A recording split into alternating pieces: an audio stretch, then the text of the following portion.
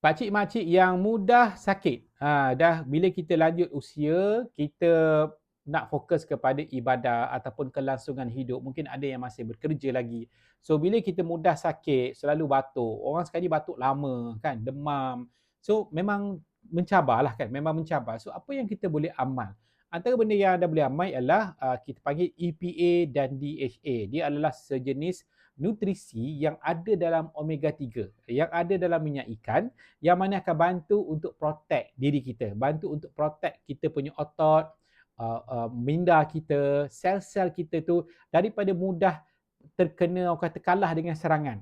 Serangan penuaan, serangan luar, pemakanan, toksik apa semua, stres kan, mungkin ada isap okok, lagilah senang sel kita tu kalah. Bila kalah, apa jadi? Efek dia kita akan jadi senang sakit lah.